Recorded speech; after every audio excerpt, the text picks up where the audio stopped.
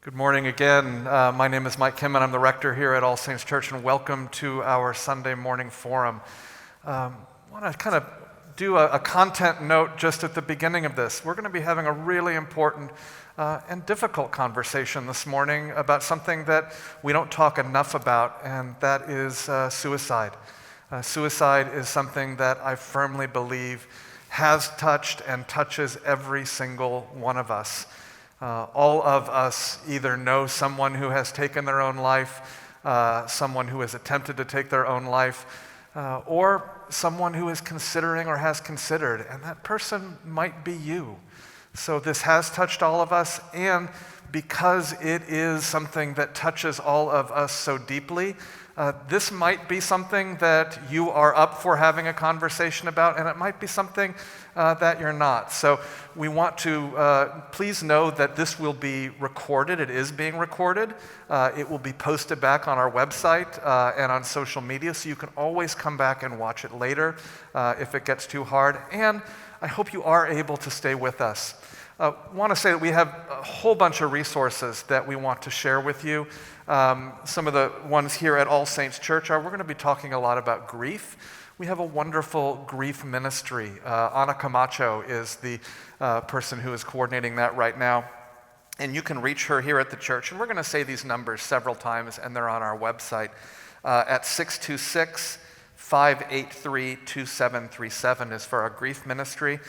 We also have a wonderful group of lay counselors, and they can be reached at 626-583-2706. And also, you're going to be a big part of this conversation that we're having this morning as well. If you want to text in your own questions, we'll get them right here, or also your own experiences. And that number, and we will give this several times, is 910-TEXT-ASC, 910-839-8272. One more time, 910-839-8272. I am so honored to have here with me and have us together in the forum this morning Charlotte Maya. Charlotte is a parishioner here at All Saints Church with your husband Tim. You are an author, and this is the memoir, a manuscript that you have, and I was honored to be one of your readers. And it's called Sushi Tuesday, and it's also a website that you have of the same name, and the website is Charlotte Maya. Is it charlotte-maya.com? Yes, it Yep. is. And your writing explores the intersections of grief, parenting, and self-care, particularly within the context of suicide. Your work has been highlighted on The Mighty and been featured on the A2A Alliance and the Your Next Chapter podcast with Angela Raspass. And so it's always great having you here. You're here a lot, but just thank you so much. And I know when you let me read this manuscript and we talked afterwards, one of the things that I said is, I wish that I had had this to read 30 years ago, and at minimum this should be required reading in every seminary. And it is, it's just so honest. And just thank you for being here and having this conversation. Can you just kind of talk about really sort of what happened, and then also what led you to write this memoir and really kind of start this conversation? Well, thank you so much for having me here. It's a real honor to be here. And thank you for having this conversation about suicide. Churches are often very silent in this specific area of grief. And so I just am really grateful that you are opening up the conversation around suicide, because it is a very hard word to say out loud. Yep.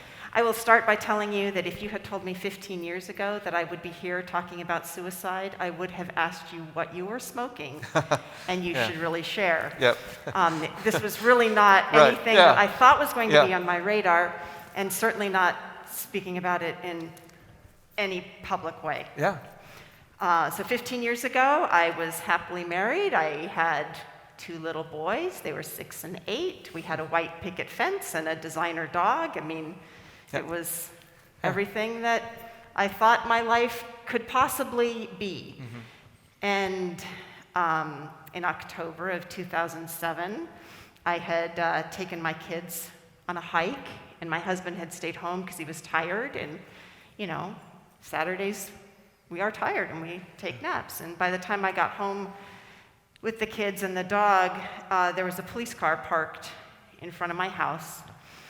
And when I pulled into the driveway, there's a policeman, a policewoman, and a priest standing in my driveway. And that moment changed everything. Yeah. I just kept staring at that clerical collar, thinking this is not going to be good news. Right. Sam was Jewish. Right. I knew it was going to be really bad news. That's right. Yeah. And the policeman and the policewoman stayed with my kids in the car. And the policeman and the priest took me inside to my own house, asked me to sit down, which of course I didn't want to do because maybe if I didn't sit down, they wouldn't tell me whatever this terrible thing was that they were about to say. And eventually I sat and they told me the truth, that Sam had taken his life, and they told me that they would tell my children how their father died, but that I would have to tell the children how. Yeah. And that is the hardest thing I have ever done. Mm-hmm. And I am grateful that they told me to tell the truth. They said, "We recommend that you tell the kids the truth because you do not want them finding out from somebody else."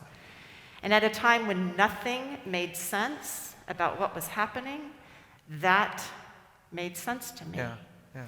And that honesty has been a real foundation for how I have been able to move forward on this path. Mm-hmm. And so my children have always known that they could count on me for an honest answer to very hard questions. And sometimes the answer is, I don't know. Yeah. And that's a real answer. Yeah, yeah. But the honest answer, it's hard to deal with. Suicide is a terrible word. How do you explain suicide to a 6-year-old? I know, yeah. It's horrific. Or an 8-year-old. Or really a 39-year-old. Right, yeah. And it's the first step in moving forward, that honesty. Mm-hmm. So the book literally begins with, that day, and it's, mm-hmm. you say, if Sam, if he had only taken a nap, it all would have gone very differently. And one of the many things I appreciate about the book is you walk us through in such great detail your experience without expecting that your experience is normative but just sort of like, this is what happened to me, and just mm-hmm. opening up. And I just, to me, that's the model of Christ, is just this vulnerability of just sort of laying yourself out there in love and trusting that there's going to be something healing with that. And so sort of two things. What led you to write about this? And then also, it's like one of the things we know about trauma is telling the story is healing and telling the story is re-traumatizing, as I'm sure just even having this conversation is. So what was that experience like? Well, I was very honest with the experience from the beginning. I was just very straightforward with my friends and my family about what had happened to Sam, I didn't know why he had done what he had done. Mm-hmm. So honesty was always part of my process, and I was just very transparent. And people kept telling me, Charlotte, thank you for being honest. It makes a difference to be able to have these conversations. It creates a community. You're not alone in that space. I tried not to write this book for a long time. I feel like therapy and writing the book are two different things. So I did a lot of therapy, so much therapy that my therapist asked me to do double sessions for a long time. Yeah, good. And so for me, while the writing can be therapeutic, the memoir is really a matter of craft and not therapy. And that's why it's been almost 15 years now since Sam's suicide, because I do think it takes time to process and to get some perspective and to kind of learn to live with the new reality. So I took that time, I did that healing work. I was open to talking to people and sharing my story, and I am always amazed at how many people want to have the conversation, because while it is difficult, it is also, as you said, universal. I mean, you cannot go a week in this country without reading about somebody's suicide. I have been to too many funerals for young victims of suicide or older victims of suicide. It's the 10th leading cause of death in this country. And so I tried not to write the book, but I felt like at some point the book really just wanted me to write it, if that doesn't sound too woo-woo. I mean, you're a priest, so. I believe in that. So I'm all for the woo-woo. That's great. Yeah. So, there's so many directions to go on this. It was like, even you said, like, I was thinking about my own sort of history with suicide, and actually, like, when I think about the earliest moment where I encountered that, I can actually be fairly sure that probably wasn't. It's just the earliest that I knew of, because I probably had friends and other people who were struggling with it that I knew that I never knew. Right. For me, I remember when I was a junior in high school, someone who was younger than me in my school, 1 year younger, took his own life, and I went to the funeral and actually accompanied one of his friends, and I remember by the time I went to college, I like sat and counted 9 people that I knew who had made an attempt. Yeah. And that's, and since I've done funerals, and things like that, and just had, people very, very close to me struggling with this. So you said we don't talk about it, and it feels like one of the other things that sort of related to it that we don't talk about enough is depression, is mental illness, is that struggle that, so like, why didn't I know that these people were struggling? And like about a week and a half ago, I started taking Lexapro for anxiety and depression, because I need a little help right now. I'm in therapy, I'm doing all that stuff. And so I take 2 medicines in the morning. I take a blood pressure medicine and I take a Lexapro. And I was talking with Robin, with my wife, about it, and we were talking about this, and this is actually something she noted. She said, you take 2 medicines, and one of those is okay and one of those is not. One we talk about and one we don't. And one we don't. And it just is, and they're from probably the same stress and life circumstances are causing both. Right. And so they're all connected. Right, and so I take 2 medicines for that, and one we talk about, I can say, oh yeah, I'm on blood pressure medicine. Oh, that's great. In fact, that even is sort of, in this messed up world we have, almost like a badge of honor. It's like, oh yeah, you must be working really hard, you're on blood pressure medicine. But that, like, oh no, I'm taking something for anxiety and depression. Right. It's like, oh, we don't talk about that. And so, but then that's also like, so a couple things to, like, first of all, any thoughts on that? But secondly, like, part of what you talk about is like, you didn't know that Sam was struggling to that degree. I didn't know that he was struggling to that degree. I can look in retrospect and see signs differently. He had a lot of job stress, but if you have a job, you have a lot of job stress. And if you don't have a job, then you really have a lot of job stress. So what is normal and what is not normal? Right. For the first 3 days after Sam's death, I did not sleep at all. And on the 3rd night, the doorbell rang, and it was one of my friends who's a medical doctor with a prescription for Xanax with my name on it. Yep.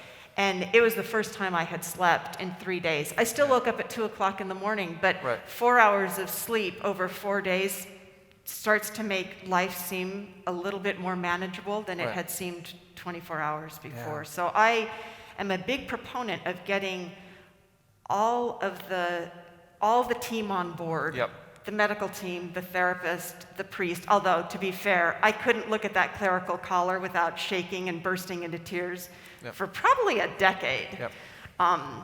Policemen, same Oh, yeah. thing.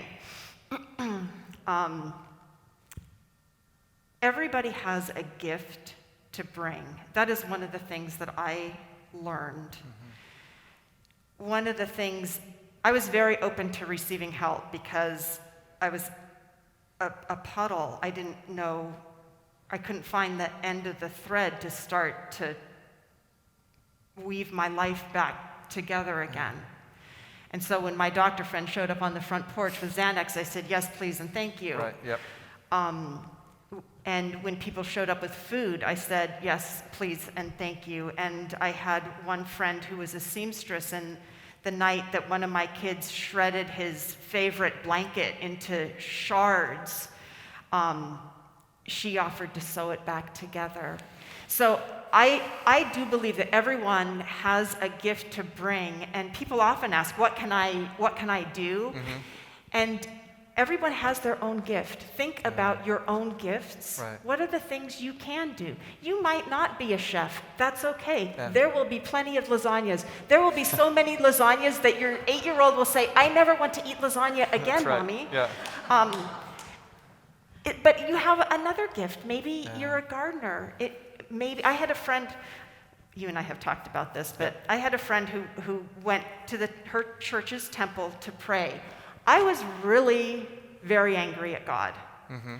I figured out later God was really a safe place for my anger, but at the time I didn't know it. And I told God to take her own flying leap. She could make a house call. I was not going to darken her door.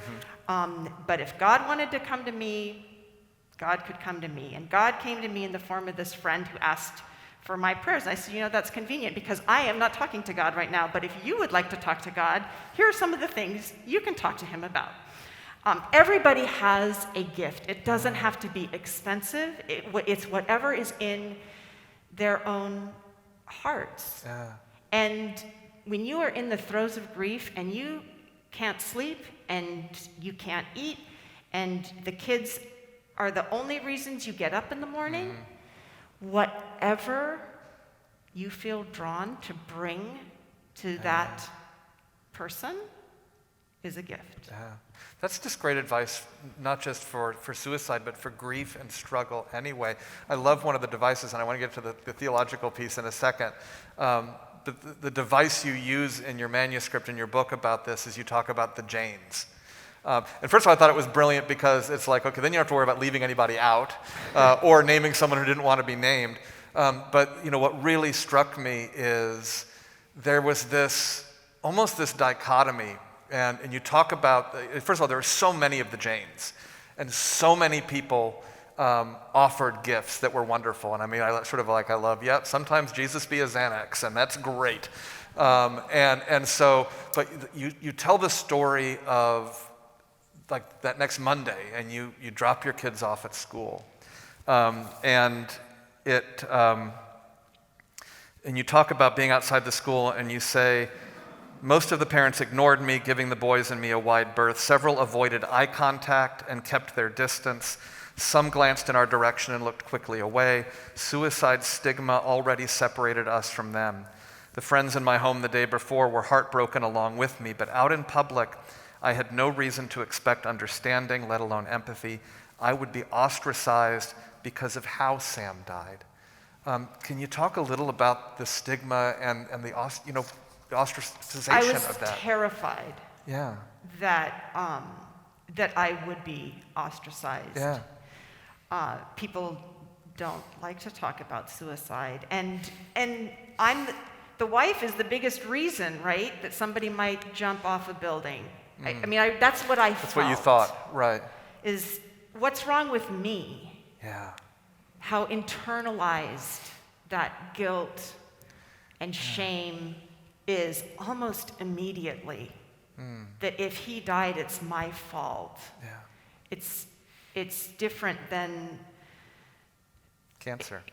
Yeah. If he died from cancer, it isn't so much my fault. Right. And we talk about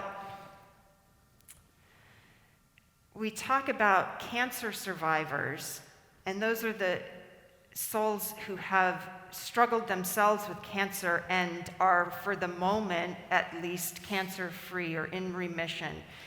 The term suicide survivor refers to those of us who are left. Yeah. It's a very confusing term, but even in just the limits of language, how we talk about these things impacts how we experience them. So I am a suicide survivor, meaning that I survived my husband's suicide, which feels like a level of complicity that we don't necessarily have in other diseases. Yeah.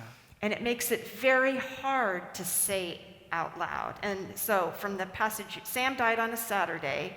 On Sunday, my house was full of people. That was probably the day I stopped locking my door for the foreseeable future, because people just came, and I opened the door to them, which for me really was very helpful. Mm-hmm.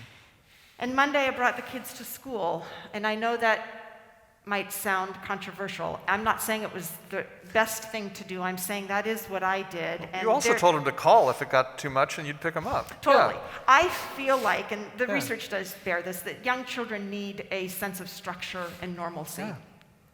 And so I said, okay, let's go. It's Monday. Right. Let's go to school. We walked to school. I said, call me if at any time it gets too much. The principal knew, the teachers knew.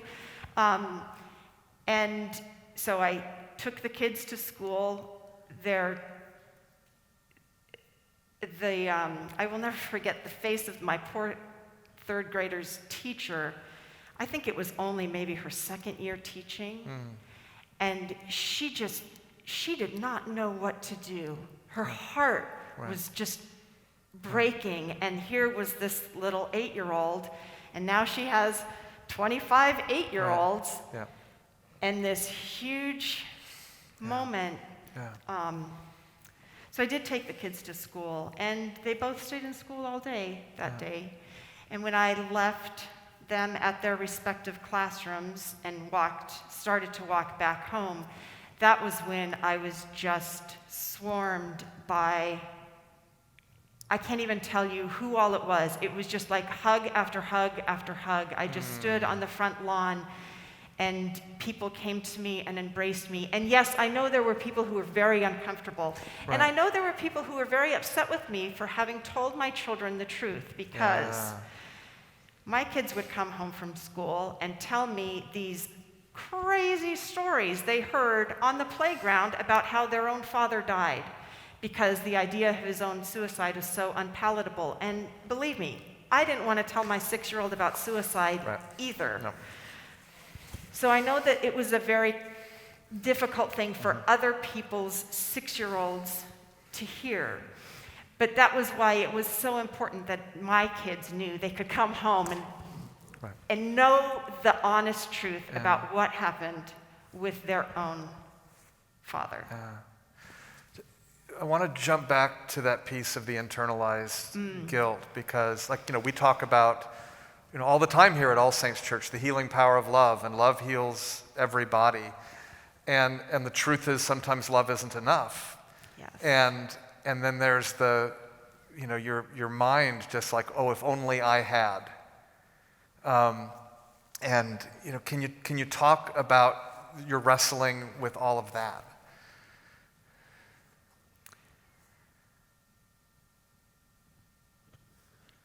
Well, there's a lot to wrestle with. Yeah.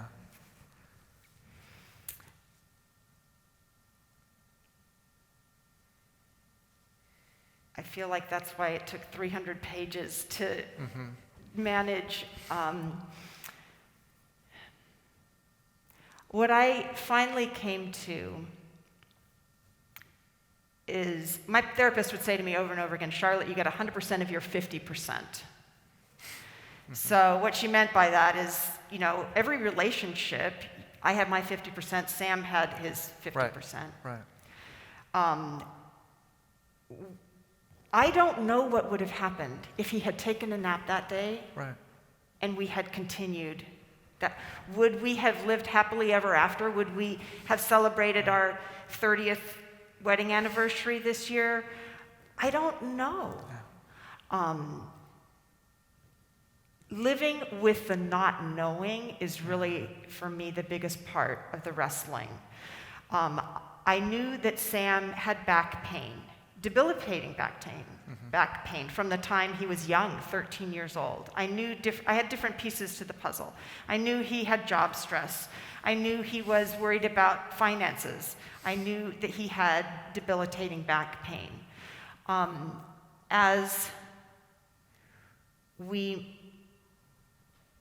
I started to grapple with the reality of his death, there were all kinds of things that I realized I didn't know.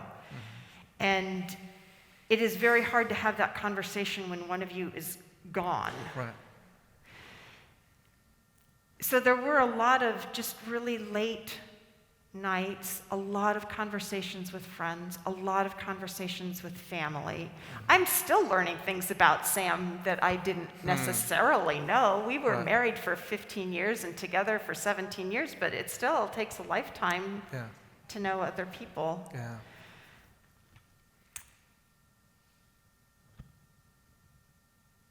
I think just that's one of the hardest things about suicide is Sam didn't talk about his struggles beforehand. So part of Sam hadn't been seeing a therapist. He wasn't on medication. He wasn't diagnosed with anything. Right. It was as if he had jumped out of the clear blue sky. And so for me, that was what I had to navigate, is how is this man that I have known and loved for so long, how could I not have known him?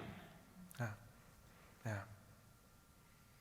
And those are not easy questions to grapple with. Yeah. I want to, first of all, thank you. This is so beautiful and you're so courageous, and just this is so healing to have you talk about this, and it feels like we're just opening this thing up. That I know that I've met with people in my office who have shared things like this, and it feels like these are conversations that are only happening behind closed doors, and they so need to happen out in the open. And just deeply grateful for you. And really, for all of you who want to participate in this, you can text in any questions. 910 text ASC 910. Where's my camera? There's my camera. 910 text ASC 910-839-2706. Also want to give out the number for the National Suicide Prevention Hotline. That's 800-273-8255. 800-273, I believe that's 273-TALK, 273-8255. Or you can just text the word home to 741-741. Just text the word home to 741-741. Also, you can go to suicidepreventionlifeline.org for a live chat, suicidepreventionlifeline.org. And this is going to lead into sort of the theology piece, but some of the things you've talked about a little and you also write about is the anger and also the feeling of betrayal. And the person that you're, first of all, it's dealing with, how do you love someone and grieve them and be angry and feel betrayed at the same time? And also, they're not there for you to vent that emotion about. And you write really powerfully about that. Can you talk a little about those emotions? Well, it is complicated because the person that you love and you grieve and you miss is also the person who really has pissed you off. Yeah. Like, you couldn't talk to me. I'm your wife. Yeah. Watching the children suffer. Like, if you're going to mess with me, fine. I can take it. I'm a big girl, but don't mess with the mama bear. Right. You know what I'm saying? Right. Don't mess with the kids. If Yeah. you had to leave me, fine, whatever. Yeah. Go. It's okay. I'm a big girl. I can take it. But don't leave the children. Yeah. How dare you? Which is also then why I knew he had to have been ill. Right. You've had little kids. Chase has little kids. Yes. What would it take for you to leave? Yeah. It's not, I don't believe it's a conscious choice. It is a disease that is just as insidious as an undiagnosed cancer or a sudden heart attack, but it just looks so much uglier from the outside. And we blame the person, the victim of suicide, for an action that is really not a choice. And so that was the circle I kept coming back to is, I know my husband loved me. Yeah. I know he loved those kids. Yeah. He left a note that said, I love you, I'm sorry. And as my 6-year-old pointed out, how come he was well enough to say, I love you and I'm sorry, and not well enough not to jump? Yeah. And those two things don't make sense. Mm-hmm. Yeah. And it's coming to terms with the pieces that don't fit together. Mm-hmm. That is really the work of grieving in this space. Because it is complicated. All grief is complicated. Yeah. But suicide has this very, I don't even know the word for it.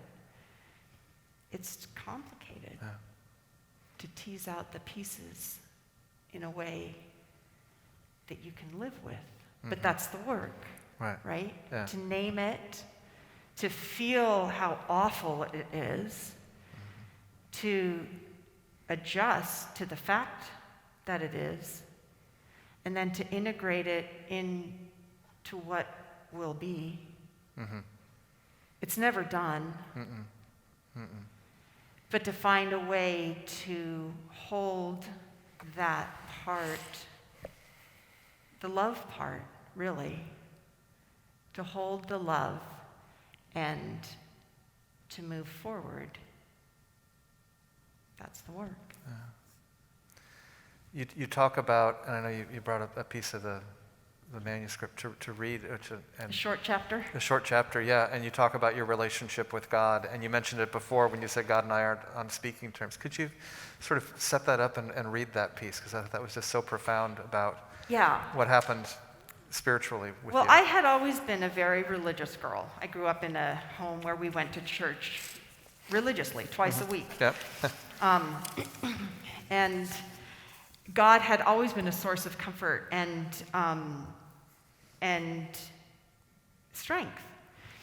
And after Sam's death, I was really angry.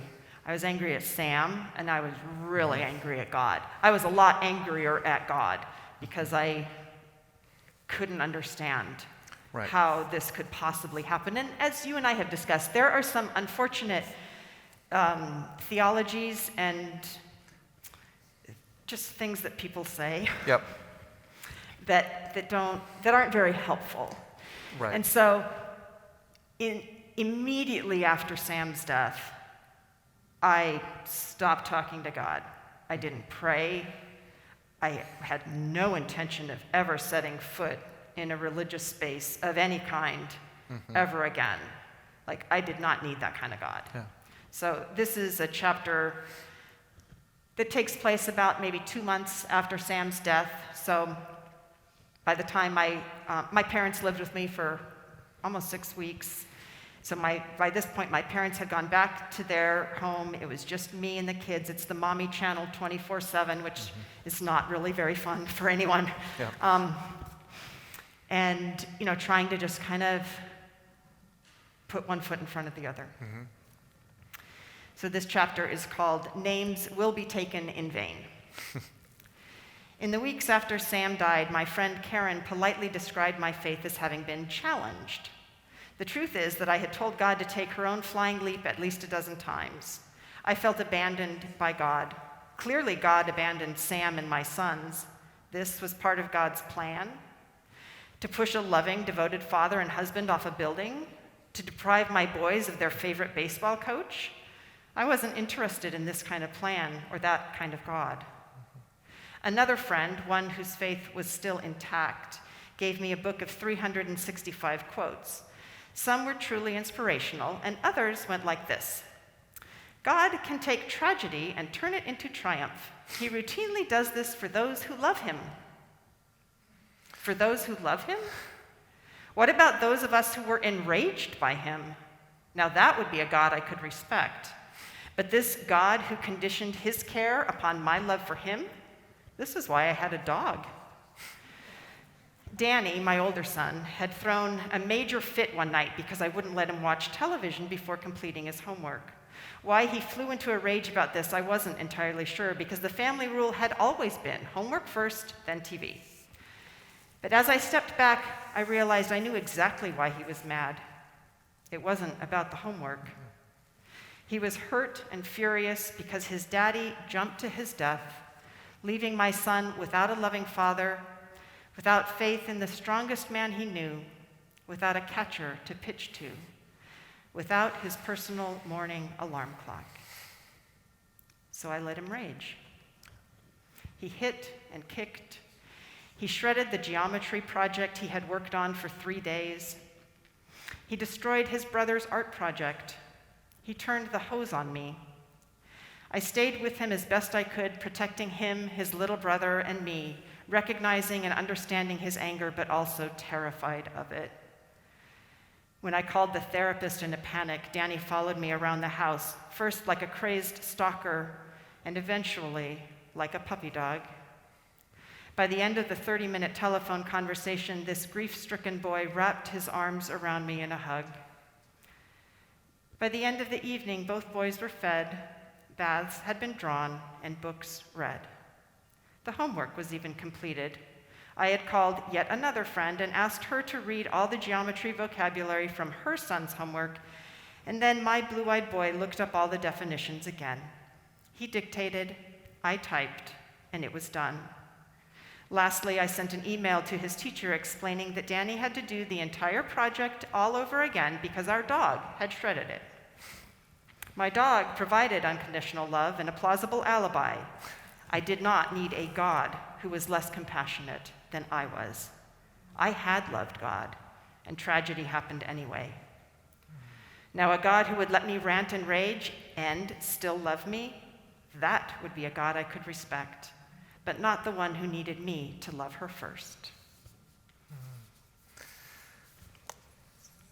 Can you talk a little about, first of all, thank you, that was beautiful. And actually one of the things that jumps out at me as I hear you read that is that you provided for your son the God that you were craving yourself. Is Yes. You created that safe space. Your love for him, and this is us as parents, it's not conditional on this. Right. And you provided that space where he could just, he turned the hose on you. Where he could just rage and destroy, and you never let him hurt himself. Right.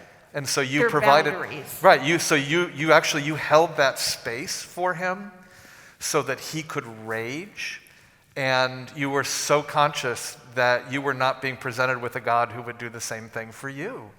And so, can you sort of talk about from that point, like, what has your journey been like? Because you're inside a church talking to a guy in a collar, so yeah. I've learned. I needed a God who had higher standards than I do, right? Right. If God is not at least, I'm a pretty compassionate parent, Uh-huh. and I need a God who's even more compassionate Right. than I am. And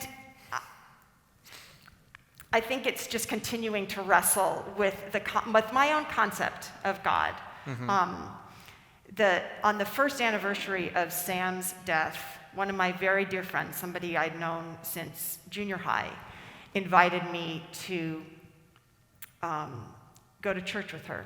And the way she issued the invitation was so open and lovely. She said, I'd love for you to, I know Sam's first death anniversary, we called it.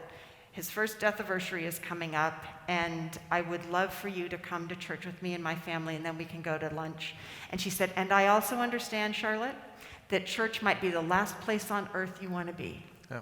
And so the way she opened the invitation, it was so beautiful, and I knew that whether I said yes or whether I said no, our friendship was still intact. Right. And as soon as she issued the invitation, I said, I knew that's where I wanted to be. Yeah. And the preacher, the sermon that day, the priest was talking about having lost his own son to cancer at a very young age, that he was a child, and how angry he was at God. Wow. And he was a minister, and he was angry, and he would wail and yell and clench his fists. And I sat in the back of the church weeping and thinking, this is a man who knows how much pain I am in. Right. And the readings that day were about Jacob wrestling with the angel. And one of the things that the pastor said was that he realized that God is about a relationship. And that as long as he was still angry with God, he was still in relationship with God. And I sat in the back, and this light bulb went off. All those names, all those times I have been calling God names, all God hears is Charlotte calling. Yeah. Oh, wow. Right? And all those things the kids say, Mom, I wish you had died instead of Daddy. It's not that they wished I had died instead of Daddy. It's that they're in so much pain, they need me to hear how much pain they're in. Yeah. And I learned that God is big enough to hear that pain and still love me. That is love with a capital L. I don't have to be perfect. I don't even have to be that good. I just have to show up. Just the fact that I am is enough. That is a God I can have a relationship with. Oh, preach that. That's, fantastic. And then you think about, okay, so that's also how we can be with each other, and that's how, that's also how you can have this conversation and tell this story. Totally. Well, and people say things like, okay, this is one of my least favorite. Okay. He's in a better place. Oh, man. So I appreciate why that might be comforting for some people, but when my 6-year-old hears that Daddy is in a better place, and then my 6-year-old, and 6-year-olds aren't that big, they are little people, but they're very smart. Yep. And my 6-year-old says to me, Mommy, if Daddy is in a better place, shouldn't we go too? Right. No, we don't. Right. We're not going there. Right. Right? How do you manage both of those things? So this is where the theology around, it doesn't always land with suicide in the same way that it does with other things. God's plan? No, thank you. No. God planned this? I don't think he did. Mm-mm. Or if he did, maybe he should hand the reins over to me, because I think I could do a lot better planning. Oh, right. Yeah.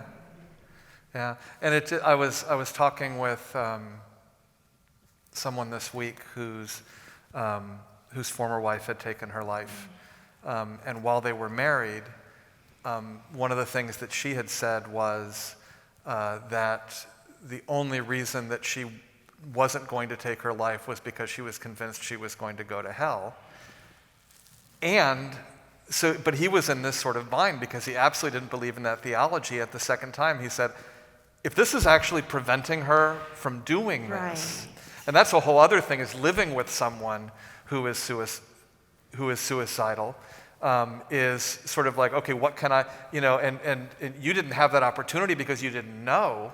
And you had to do it sort of all in retrospect of like, could I have done something? And then there's all these people who are out there living with people who are suicidal, who are like, okay, what can I do or what shouldn't I do? And it's, then you get a situation, I was thinking, it's like, well, there's that hugely toxic theology, which if you play it out, it's like, oh, I not only lost my dad, now he's in hell, which is just like, that's not a God I'm interested in at all. And yet it was just that there's that sort of desperation to it.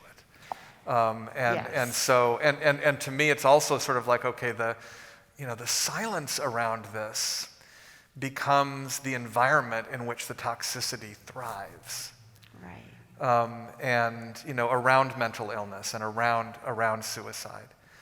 It is just this sort of silence about this, and that people feel alone. It's the isolation that Yeah. is so sad to me. Yeah. And I think that is why the conversations are so important. Yeah. There are people who want to be present with somebody who is suffering. And if the first person you ask for help can't be there for you Right. in whatever capacity you need them, keep asking, which is hard. And so that's why the rest of us need to be attentive and available and open when we can. It's a very slippery space. My cousin was 33 years old when she died from cancer. And she was surrounded by offers for carpool and people who would water her plants and take her son to school or wherever, and lasagna. And when Sam was suffering, he suffered alone. Yeah. He didn't have medication. He didn't have a therapist. He didn't have people showing up. And I know that they would have. Yeah. Oh, yeah. Yeah. And so when we create a safer space to have those conversations, both for the people who are suffering from the suicidal grip, and for those of us who have lost someone beloved in this specific way, to have those conversations with heart and dark chocolate, sense of humor. Yeah. Yeah. And that's also sort of a good, again, time to remind us, like, if this is something you're struggling with, if you are struggling with intrusive thoughts of taking your own life or of harming yourself, if you're living with someone or know someone who is, you don't have to be alone. And first of all, you can contact any of us here at All Saints Church. Want to give you some of those numbers again. Our grief group, if you are a survivor of suicide or you're just dealing with any grief in your life, contact Ana Camacho here at All Saints. That number is 626-583-2737. We're going to keep giving these out. We have amazing lay counselors. That number is 626-583-2706, 583-2706. And again, the National Suicide Prevention Hotline is 800-273-8255. That's 800-273-TALK. Had this text come in, and if you want to text a question or a thought in, it's 910-TEXT-ASC, 910-839-8272. My son took his own life at age 38 last year. Did you struggle breathing? Some moments I forget how. Yes, absolutely, 100%.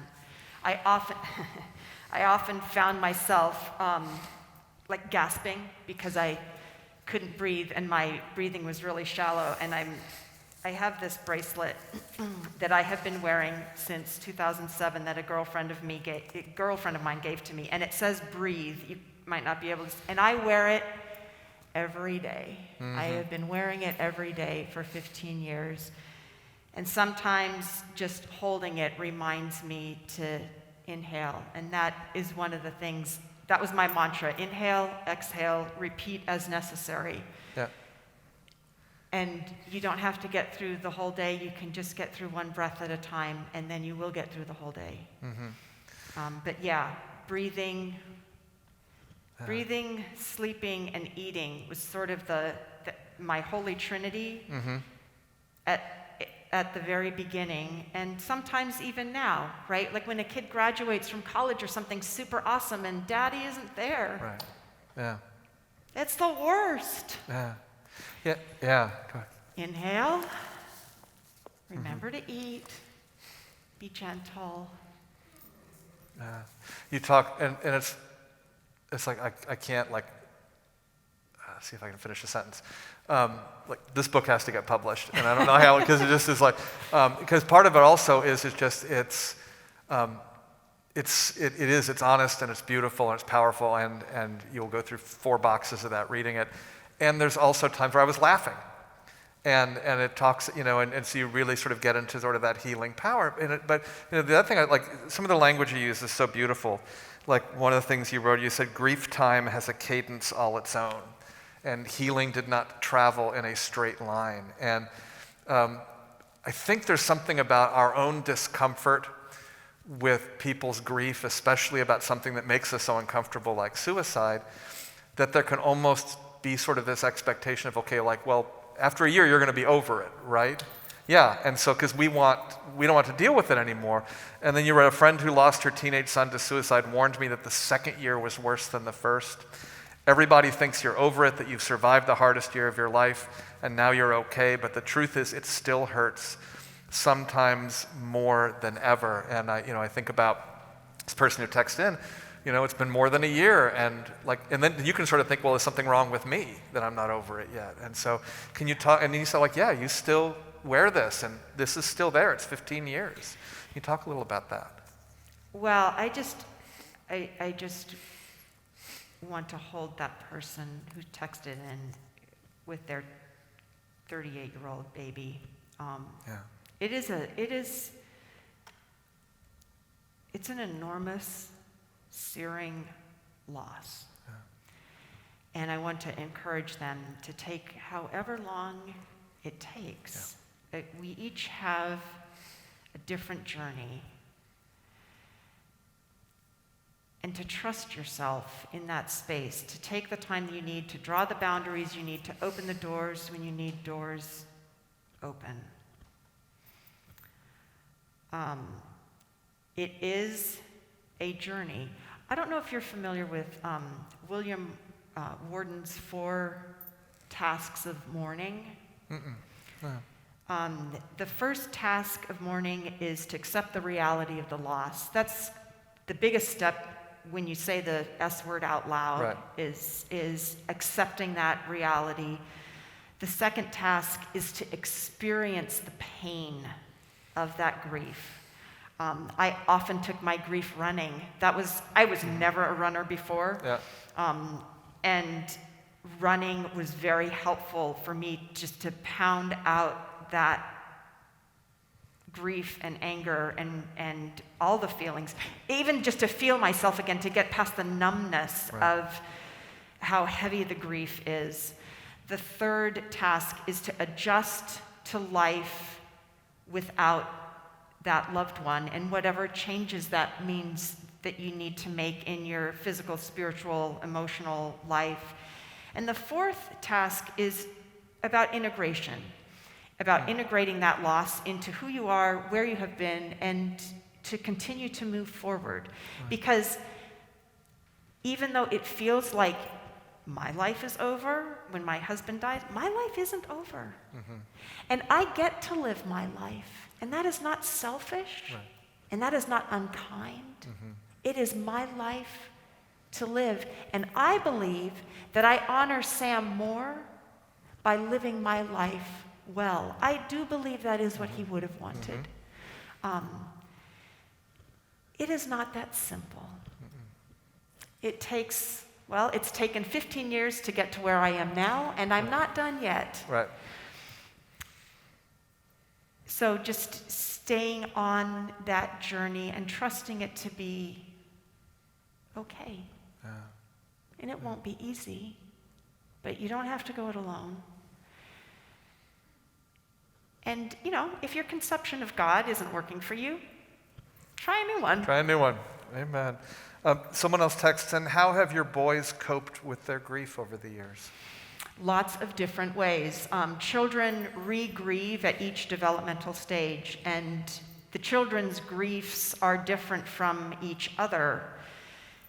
And so that's one of the challenges as a grieving parent, to help each child grieve in the way that is unique to them. And as you know, and lots of people here know, I did remarry to a man who had also 2 sons and who had also lost his life partner to cancer, not suicide. And so when we got married, now I had 4 grieving children. So I didn't stop therapy for a long time. Yeah. Each child grieves in their own way. And so my job as a parent was to try as best I could in my own imperfect ways to be a container for them. And it changes. So the 6-year-old grieves differently than that same child grieves at 12 and at 18. There are healthier ways to grieve than not. There are no right answers necessarily, but there are a few wrong ones. Yeah. And so trying to help the kids find their own path in this. And then the hardest part as a parent is really handing the reins to them and trusting them to move forward in a way that is healthy for them. Right. But this is not unique to grieving parents and grieving children. All parents and children struggle with this. But for me, it was about finding balance, how much to push them. You know, do you make them go to school? Do you not make them go to school? Do they not go to school for months? I mean, you know your kid. You have to navigate that together. But having to do that while you're doing your own grief. Oh, it's horrible. Yeah. This person writes, I have struggled with suicidal thoughts and depression for more than 3 years. The details are unimportant at the moment, but I've been struggling with faith and God and meaning at the same time. I'm not religious, but I have found more comfort and assistance in the Christian friends I have.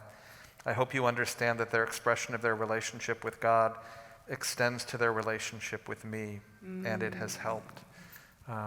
Thank you so much for that. And I hope you are reaching out to as many people as possible for help if you're having suicidal thoughts. Again, we gave you those. That number, the National Suicide Hotline, is 800-273-8255. And certainly, if you want to just sit with someone and talk about both your thoughts of suicide and also your search for meaning and your wrestling with God, that's what we're here for at All Saints Church. So would love to sit with any of you and have that conversation just whenever. Thank you so much. Thank you so much for that. So we have just a couple minutes left. I wanted to, and I know you have a blessing for us as we close. One of the things that I love, and you sort of talk about things like sort of how you got through, that I loved, you had this ritual of a bowl of water. Can you sort of talk about that? Because it just sort of seemed like, apart from suicide and being a survivor, just like, wow, that's a great sort of way to live. So I just want to sort of talk about that because it just felt so life-giving. I first read about this practice in a book called My Grandfather's Blessings by Rachel Naomi Remen. Okay. And she begins and she learned it from Tibetan nuns, and she begins each day filling a bowl. You're supposed to do it from, a running stream or something, but I do it at the kitchen sink. Yep. And as the bowl fills, you think about the whole range of your life, the things you're excited about, you're happy about, you're grateful for, the things you're struggling with, your health struggles, your struggles with your own parents or everything, and you just, as the bowl fills, accept the whole of your life. And then you put it on an altar of sorts. I put mine on the kitchen counter, and especially with 4 young kids and who are now 4 adult kids, I spent a lot of time in the kitchen. Yeah. So I saw it a lot. And as you pass it and think about it, it's just a reminder to use everything that you have, not just the gifts, but also the challenges, to use all of it in the service of your life. And then at the end of the day, to release the water down the drain. My kids called it dumping mommy's worries down the drain. So at the end of the day, just letting go and trusting. It is a very hard exercise to trust when life has disappointed you in the most horrific and grievous ways. And this was a practice I had started before Sam's death, and it was really very life-giving to continue to practice this as we were grieving his death, but to let go and to trust. And it's not easy to trust when all of the supports feel like they have dropped out, but they actually haven't dropped out. There are supports there that you didn't know, maybe, that I didn't know. And once you've dumped the worries and put the bowl upside down on the counter, it's time to rest. And that has been it's a very simple practice, but it has changed my life. Thank you. I think one of the things that makes this conversation so powerful and important is, I think what I hope is after the last 2 years, we can finally just sort of dispense with, I hope we're getting close to the lie that everyone isn't struggling, that we're all struggling. I mean, the truth is we are all struggling. And some of us get better at hiding it than others. And I think one of the things that I've found is this pandemic has just sort of broken down my ability to pretend that I'm not struggling, because I'm just I'm just tired. And you found this wonderful blessing. I have a cut. Do you? Oh, You've got your yeah. So would you bless us with this? Really, it's a beatitude about sort of blessing when you realize everyone is struggling. Would you close us out with that? I would. Thanks again for having this conversation. Oh my gosh, thank you so much. I hope and pray that it reaches the ears for whom it will help. Well, and this isn't a one and done. We're going to be, we're going to keep talking. You know where to find me. Yep. Yeah. Kate Bowler posted this blessing from her upcoming book, Good Enough, 40-ish devotionals for a life of imperfection. And it is called A Blessing When You Realize Everyone is Struggling. Blessed are you who have realized that life is hard, and it's hard for everyone. Your awareness came at a cost. You lost something you can't get back. You were diagnosed with chronic pain or a degenerative disease. Your family fell apart, and things have never been the same. Blessed are you who gave up the myth that the good life is one of happiness, success, perfection. The life that looks beautiful on Facebook but isn't real. You who realize it is okay to not be okay, to not have a shiny life because no one does. Blessed are you who see things clearly, where struggle is everyone's normal. You walk among the fellowship of the afflicted, a club no one wants to join. And while this life isn't shiny, it does come with superpowers. Superpowers of ever-widening empathy and existential courage that get you back up after another fall. And a deepened awe at the beauty and love that can be found amid life's rubble. Like flowers that grow from the cracks in the sidewalk, these virtues blossom in you, and thank God for you. Blessed are all of us who struggle, for we are in good company and will never walk alone. Thank you. Thank you, Charlotte Maya.